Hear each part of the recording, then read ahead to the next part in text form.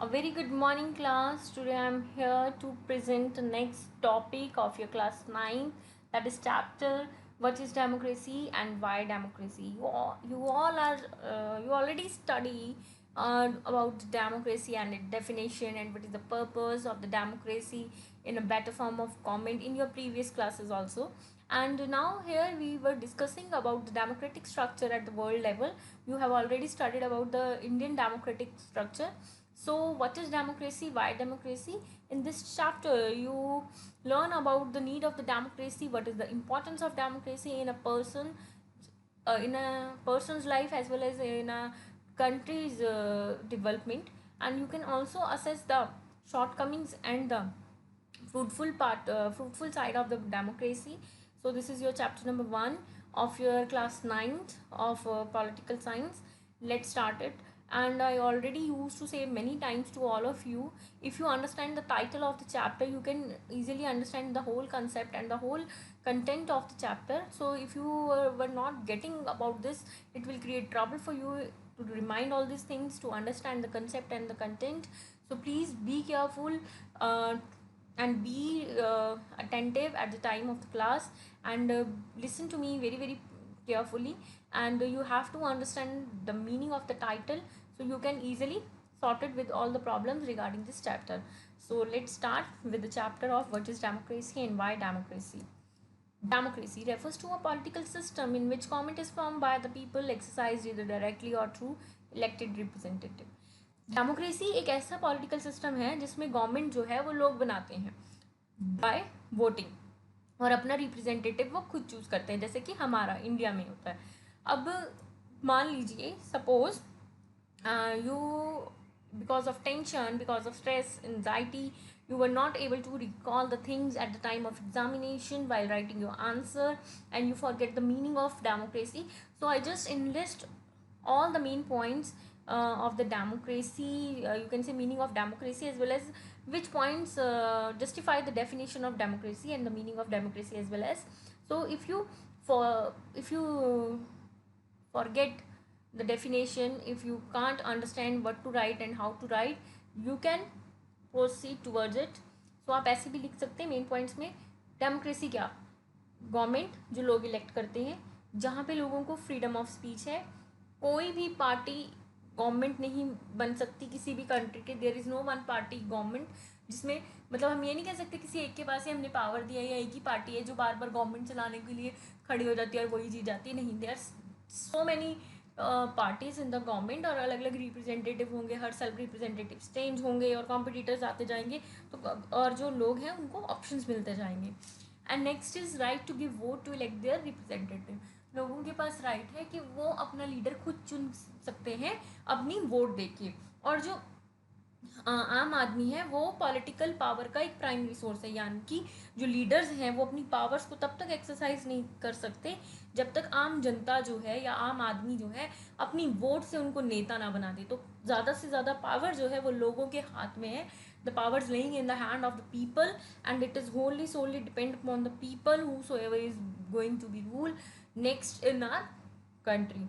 And it promotes the principle of social equality, and it create you can say unity among the citizens of the country, because without any discrimination the voting right is given to all the people of the country, as well as it create confidence, or you can say it boost up the confidence of the citizens, and they consider themselves should be a very very important part of the country and the community, and they think about themselves so important for the country. सो उनको एक ये respect देना भी बहुत ज़रूरी है, जिसकी वजह से वो एक्टिवली पार्टिसिपेट करते हैं और अपने आप को खास समझते हैं और उनको अपनी अहमियत का पता चलता है, और ये चीज़ उनको बहुत ही ज़्यादा कॉन्फिडेंट बनाती है और उनकी मोटिवेशन, मतलब मोटिवेट भी करती है. उनके लिए एक बहुत बड़ा मोटिवेशन है कि गवर्नमेंट हमें कंसीडर कर रही है, हमारी भी कोई वैल्यू है कंट्री में. Definition of democracy. देखो बेटा, what is the difference between the meaning and the definition of democracy. Meaning of democracy is what you understand about democracy, जो आपको समझ आता है डेमोक्रेसी क्या है कैसे है, वो तो हो गया मीनिंग. डेफिनेशन मीन्स किसी भी पर्सन के व्यूज, यानी कि वो फिक्स्ड है. You can't right definition in your own words, that is fixed. That's why यहाँ पे हम इसके यहाँ देखिए इन्वर्टेड कॉमर्स लगाते हैं. तो डेफिनेशन क्या है डेमोक्रेसी की? A system of rule based upon government of the people, bye the people और फॉर द पीपल। एक ऐसा सिस्टम जिसमें गवर्नमेंट बनाई जाएगी और जो गवर्नमेंट होगी वो लोगों के लिए होगी, लोगों द्वारा होगी और लोग ही उसको चुनेंगे। Of the people, elected politicians pass laws that the people obey. By the people, everyone regardless of race gender should be allowed to stand for election. For the people, elected politician should govern on the behalf of the people. ठीक है, अब देखो इस picture से आपको क्या समझ आता है, डेमोक्रेसी का क्या मतलब है। डेमोक्रेसी की जब हम बात करते हैं तो हमारे माइंड में बहुत सी चीज़ें आ जाती हैं, जैसे कि देखो फ्रीडम। डेमोक्रेसी का मतलब हमें फ्रीडम है, हम इक्वल हैं, हमारे पास राइट्स हैं, हम अपनी वॉइस मतलब स्पीच, फ्रीडम ऑफ स्पीच है हमारे पास, हम अपनी बात कह सकते हैं, हमारे पास चॉइस है। चॉइस कैसी है? We can choose our leader by its own with the help of with the help of voting, or you can say by exercising voting rights. Participation, people actively participation in the country's decision making। लोग actively participate करते हैं country के decision में। आपने देखा होगा कोई भी अगर बहस चलती है, कुछ भी मुद्दा उठता है, तो न्यूज़ चैनल वाले भी लोगों से राय मांगते हैं कि देखो ये प्रॉब्लम है तो आपका इसमें क्या विचार है, हमें एसएमएस करके हाँ या ना में आंसर दीजिए। तो लोग इक्वली पार्टिसिपेट करते हैं। और सिटीजन्स और रिप्रेजेंटेशन, यानी कि नेता और जो लोग हैं वो डेमोक्रेसी के दो नए की एलिमेंट्स हैं, यानी कि दो इम्पॉर्टेंट पार्ट हैं। इन दोनों के बिना डेमोक्रेसी एग्जिस्ट ही नहीं कर सकती। लोग नहीं होंगे तो भी डेमोक्रेसी नहीं है, अगर लीडर्स नहीं होंगे तो भी डेमोक्रेसी नहीं है। Next is your features. What are the features of the democracy? It promotes equality among citizens. ये लोगों को इक्वल करती है, यानी कि everyone is equal in the eye of law. There is no discrimination on the basis of caste, color, religion, sex, gender, or you can say any cultural hindrance. So everyone is equal in the eyes of law, and it promotes equality. No one can discriminate anyone, okay, on these bases. And as well as it enhance the dignity of the individual. How it enhance the dignity of the individual? लोगों को अच्छा लगता है, लोगों को जब equal रखा जाता है, उनको इक्वल राइट्स दिए जाते हैं और उनको इंसान की तरह ट्रीट किया जाता है, तो कहीं ना कहीं उनका आत्मविश्वास, उनका motivation, which is in dignity जो है उनकी इन्हेंस होती है। Improve the quality of decision making. यहाँ पे लोग गवर्नमेंट जो है अपनी मर्जी से डिसीजन नहीं ले सकती है, उसमें लोगों का भी उतना ही राइट है डिसीजन लेने का। लोग भी एक्टिवली पार्टिसिपेट होते हैं और जो लोग हैं वो डिसीजन मेकिंग करने में हेल्प करते हैं। तो कहीं ना कहीं जब इतने सारे लोग मिल के राय देते हैं, तो इतने सारे आइडियाज़ जब मिलते हैं, तो एक बहुत ही क्वालिटी वाइज आप कह लो बहुत ही अच्छा, या कह लो क्वालिटेटिव डिसीजन जो है वो एट लास्ट उसका रिजल्ट क्वालिटेटिव डिसीजन होता है, जो डिसीजन सबके हित के लिए होता है। So democracy ensures it. And it provides a method to resolve conflicts. Democracy है इसीलिए लोग अपनी बात कह सकते हैं, फ्रीडम ऑफ स्पीच है, और अपनी प्रॉब्लम्स जो है डिस्कस कर सकते हैं अपने रिप्रेजेंटेटिव यानी कि नेताओं के साथ, अपने एरियाज़ के जो भी हाई ऑफिशियल्स हैं, और उनको ये पावर दी गई है सिटीजन्स को, ये उनके राइट्स हैं कि वो अपनी प्रॉब्लम्स को रखें, और ये ड्यूटी है मतलब रिप्रेजेंटेटिव्स की और अदर हाई ऑफिशियल्स की, गवर्नमेंट सर्वेंट्स की, कि वो उनके प्रॉब्लम्स को सॉल्व करें। Allows rooms correct mistakes. It means लोगों के पास अपॉर्चुनिटी है। If people think they vote to a right wrong person, तो वो अगले साल हर 5 साल बाद इलेक्शन होंगे। ऐसा नहीं है कि एक बार इलेक्शन हो गए तो बस वो आके बैठ गया, वो उसको हिला नहीं सकते, वो अपनी मनमानी कर सकता है। No, never. It allows room to correct the mistakes also. अगर लोगों ने मान लो गलत वोटिंग कर दी, उन्होंने किसी गलत उम्मीदवार को नेता बना दिया, तो वो उसको 5 साल ऑब्जर्व करते हैं और देखते हैं कि वो अच्छा काम कर रहा है कि नहीं कर रहा है। अगर लोगों को लगता है कि नहीं इसने तो बिल्कुल अच्छा काम नहीं किया, ये हमारी एक्सपेक्टेशन पे बिल्कुल खरा नहीं उतरा है, तो अगली वोटिंग में उसको, अगले साल जब इलेक्शंस होंगे, वो अपनी वोट से उसको बाहर भी कर सकते हैं, उसको हरा भी सकते हैं, वो हार भी सकता है। तो कहीं ना कहीं लोगों को अपनी गलती सुधारने का मौका भी मिलता है। Merits of democracy. मेरिट्स क्या है? डेमोक्रेसी फॉर्म ऑफ गवर्नमेंट जो है वो बहुत ही बेटर फॉर्म ऑफ गवर्नमेंट है, क्योंकि ये बहुत अकाउंटेबल फॉर्म ऑफ गवर्नमेंट है। अकाउंटेबल क्या होता है बेटा? अकाउंटेबल फॉर्म ऑफ गवर्नमेंट मतलब अगर जिसकी रिस्पॉन्सिबिलिटी है, मान लो गवर्नमेंट में हमने अपने लीडर्स चुने हैं, तो उनकी रिस्पॉन्सिबिलिटी है कि हमारी प्रॉब्लम्स को सुने, हमारे वेलफेयर के लिए काम करें। और अकाउंटेबल मीन्स हम उनसे जवाब भी मांग सकते हैं। अगर वो कोई गलत काम करते हैं या हमारी बात नहीं सुनते हैं, तो हम कंप्लेंट कर सकते हैं और उनको हमारी बातों का जवाब भी देना पड़ेगा। यू गॉट द पॉइंट, ठीक है। They are accountable also. Democracy जो है वो डिसीजन मेकिंग को इम्प्रूव करती है। मैंने आपके साथ पहले भी डिस्कस किया ये फीचर्स में पॉइंट। डेमोक्रेसी जो है जब इतने सारे लोग मिलके अपनी राय देते हैं, क्योंकि डेमोक्रेसी में वोटिंग होती है और कहीं ना कहीं आप कह लो कि लोगों की राय मांगी जाती है हर डिसीजन में। इवन कि हमारे यहाँ पे कोई बिल भी पास होता है तो लोकसभा और राज्यसभा दोनों की मंजूरी होनी जरूरी है, नहीं तो 75% तो अग्री होने ही चाहिए। तो कहीं ना कहीं जब इतने सारे आइडियाज़ मिलके सॉल्यूशन निकालते हैं, इतने सारे आइडियाज़ मिलते हैं, तो बहुत ही क्वालिटी वाइज आप कह लो कि जो डिसीजन लिया जाता है वो क्वालिटी स्टैंडर्ड पे बहुत ही ज़्यादा बेस्ट होता है। और जो डेमोक्रेसी है वो कहीं ना कहीं डाइवर्सिटी को अकोमोडेट करने में भी हेल्प करती है। यानी कि हमारे इंडिया में इतने इतने इतने धर्म के लोग हैं, अलग अलग धर्म के लोग हैं, अलग अलग भाषा बोलने वाले लोग हैं, अलग अलग कास्ट से बिलोंग करने वाले लोग हैं। तो कहीं ना कहीं डेमोक्रेसी इन सब लोगों को एक साथ रहने के लिए इंश्योर करती है। यानी कि इक्वालिटी का जो प्रिंसिपल हमने ऑप्ट किया है वो हमने इसीलिए ऑप्ट किया है क्योंकि डेमोक्रेसी में कोई भी मतलब छोटा या बड़ा नहीं है, ऊंचा नीचा नहीं है, सबको एक बराबर का हक दिया गया है। Next is your demerits. Demerits क्या है डेमोक्रेसी की? डेमोक्रेसी की यही डीमेरिट्स हैं कि लीडर्स जो है डेमोक्रेसी में बहुत चेंज होता है। यानी कि 5 साल अगर एक गवर्नमेंट ने काम किया, अगले 5 साल बाद जरूरी नहीं कि वही लीडर आए, हो सकता है वो चेंज कर दे लोग। मैंने आपको बताया था ना, allows room for correction mistakes, ठीक है।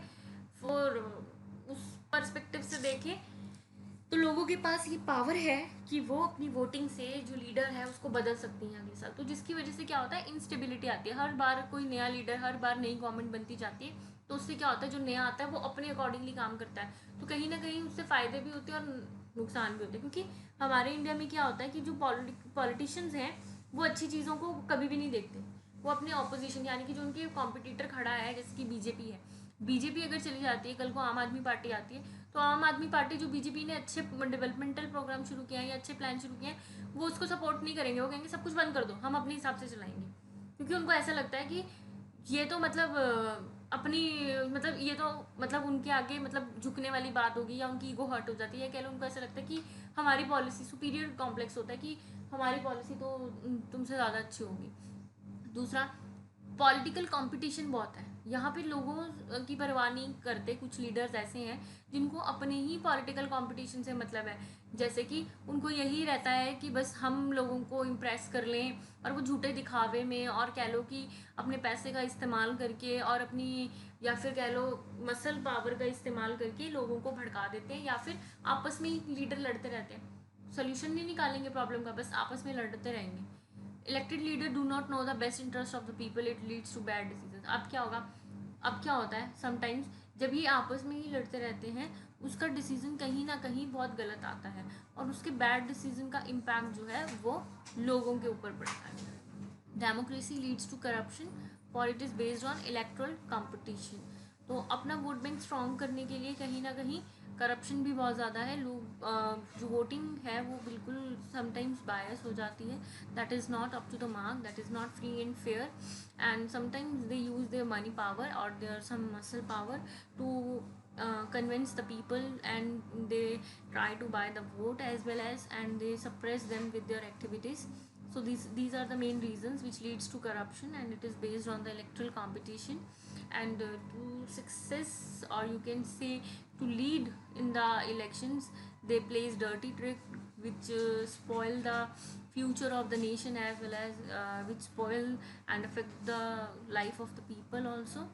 Ordinary people do not know what is good for them, and they should not decide anything. Generally majority of the population of India are illiterate. They don't know about what is good and what is bad for them, and you can say they were very ignorant, they are ignorant. So because of illiteracy, because of ignorance, they take advantage of them. मतलब जो भोले भाले लोग हैं उनकी मासूमियत का फ़ायदा उठा लिया जाता है। उनको कंबल मतलब इलेक्शन से पहले कंबल कुंबल बांट दो, and they you can say give them hand some gifts or donate something in kind or cash, and people easily confused, और you can say उनकी बातों में आ जाते हैं, and they should not decide anything, और उनको समझ ही नहीं आती कि वो जो कुछ हो रहा है वो कैसे हो रहा है, और जो कर रहे हैं वो सही कर रहे हैं या गलत कर रहे हैं. So this is all about the Monday merits of democracy. Thank you. I hope you will like the session, and you will understand all the concept of democracy, and it will be very very fruitful for you. And please, with the reference of this PPT and your NCRT, you have to go through with your NCRT as well and clear your all the doubts. If you have any kind of confusion, you can comment me on my comment section box, and please like, share and subscribe my channel Simplified Social Sciences by Sakshi Sharma, and please press the bell icon. If you press the bell icon, you will automatically get the notification of the next video. And I hope you people start your revision session also, and I will work out on that, and I will definitely post some worksheets and some, you can say, fruitful activities for you, assignments also, which helps you to attempt the question paper and clear your doubts, and as well as you assess yourself, uh, and you can overcome with your difficulty part and overcome with your weaknesses also, and helps you to apply your knowledge whatever you have learned in your classes. And all the best for you for your exam. I hope you will show me your flying colors, and all the very best. God bless you all, and keep it up. Stay home, stay safe, and be healthy. Stay alive. Thank you so much.